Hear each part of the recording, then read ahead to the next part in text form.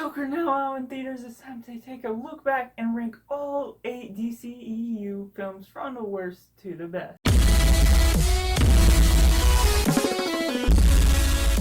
Hello everyone, I hope you're having a wonderful day. I'm Josh, this is Simply Cinema, and before I get into my ranking of all the 8 DCEU films from the worst to the best, I'd love to hear your thoughts down below. How would you rank these films? What's your favorite and least favorite, and everything in between?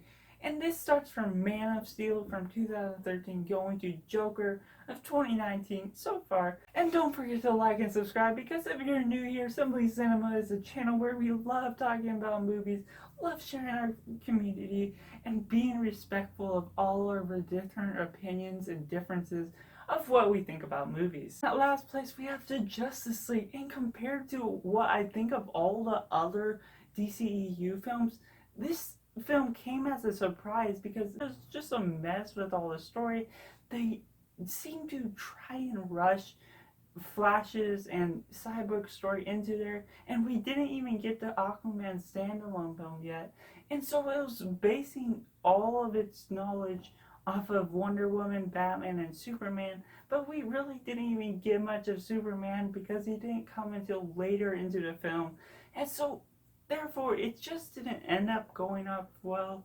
And most of that problem comes from the director swap, how all of the different production didn't go well with this film, and unfortunately that's what makes it come in last place. Number 7, we have Shazam, and this is a film that I've heard a lot of people talk about. I missed out in theaters, but I was able to watch recently, and it just did not work well for me for whatever reason. The villain story is not the most compelling, where you get the superhero affects the side villain, and that kid becomes the villain later on in the film, and it's just not overly compelling. It, for whatever reason, the action just did not work as well for me. I didn't think this was a particularly horrible film. I did enjoy it some, to the extent of how much I could enjoy it, and I really loved the team up and the family themes within this film, but overall it just didn't land as well for me as it did for others. Coming in at number 5, we have the Man of Steel, and once again this is still an enjoyable film to me,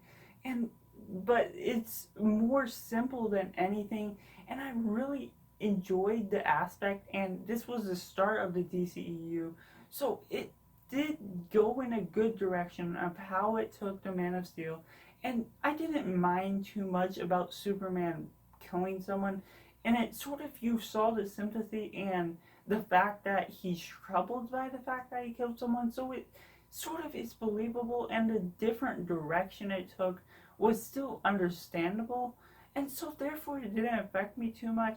But where this film feels a little off, when General Zod's mask is destroyed near the end of the film at the final battle, yeah, he's able to adjust super quickly just because Superman tells him that he had to go through the same adjustments that he had. It's kind of inexcusable, but overall it's enjoyable, so therefore, like, I can overcome that little problem with it. And next up we have the Suicide Squad, Guardians of the Galaxy version in the DC universe, except with the villains fighting instead of the heroes. And this offers a fun cast with Margot, Robbie, Will Smith, and there's a couple other starring characters. But where this film suffers a little bit is the introduction to all those characters, giving them all their little origin story. Some of them are dealt well and integrated well throughout the film, but some of them, just the introduction of the characters is done too formally, in the sense where the lady is showing the characters and explaining who each one of them are, and so therefore it's not done necessarily the right way, in a way that flows well, but it's still really enjoyable regardless, despite that little part at the beginning, and just the way you're able to sympathize with a few of them at least.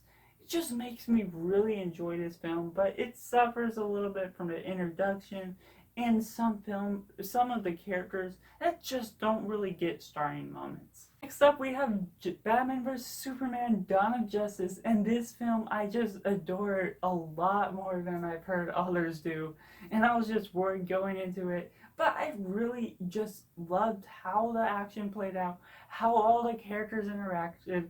The introduction to Wonder Woman was done really well. The introduction to Batman within the world of Superman was done well. It flowed well right off of Man of Steel, its previous film, and I just really loved how all the story played out, how all the action played out. There's a little bit of convenience with the Martha plot, but it was still really enjoyable overall. But where this film suffers just a little bit is some of the pacing when it comes to trying to involve it in the DCEU and trying to set up the Justice League. Those parts just feel out of place. They could have cut out the flashing, the one with Aquaman. It just feels like they don't necessarily fit in the movie with the script they're trying to tell. But like I said, overall, all of the action and characters and fun, it's just there, and that's what puts it at number 4. And at number 3, we have Aquaman, and this is a fun film with tons of action, good battles, and I especially really love the end final battle. The cinematography and that, and the visuals, and just the costume, everything just works really well, and it's just really fun and enjoyable to watch that final battle especially.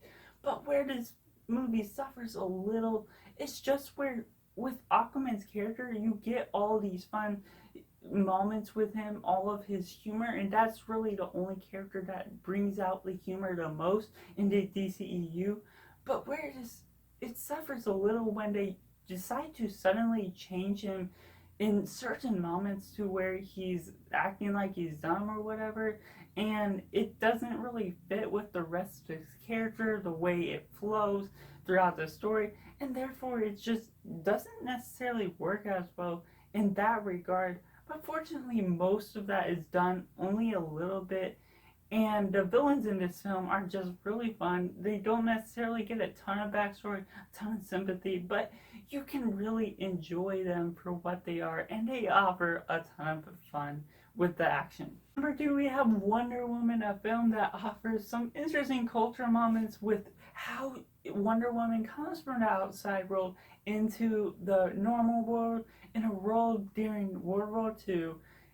And it's just crazy the way she has to develop a sense of how the world is and where it comes from. It doesn't necessarily show her culture shock of what she has to go through that, but overall the integration from that going into the film is just really well done, and the action is done pretty well. The villain is fun, and the twist in it is incredible, the way all of the story flows, and it's similar to Captain America, the first Avengers story, but it's still done nearly just as well, if not better, than that one. At number 1, we have the most recent addition, The Joker, and this is a fun film with a wonderful, phenomenal performance from Joaquin Phoenix, and the story just flows really well. It's really strong. It has a little bit of dark. It's the first rated R film of the DCEU, and it's done really well and done appropriately. They don't necessarily overuse and abuse the power of the rated R part of it, because it's only done in little parts where it's just boom, and then suddenly there's a rated R moment with the blood or the cutting. Just really fun within all of Joaquin Phoenix's performance as a Joker, and the development they create within his character of Arthur Fleck leading into the Joker is just really believable, really well done, and it's just really crazy and sympathetic the way they're able to make you feel about his character. Those were just my personal opinions. I'd love to hear yours down in comments below. Let me know what you think of all these films as a whole. Is it a failed film? Is it better than Marvel? But of course, this is a very controversial topic. Make sure to be respectful of others' opinions down in comments below. We all look at different films different ways. Some people may not be liking Marvel down in comments below. So be respectful.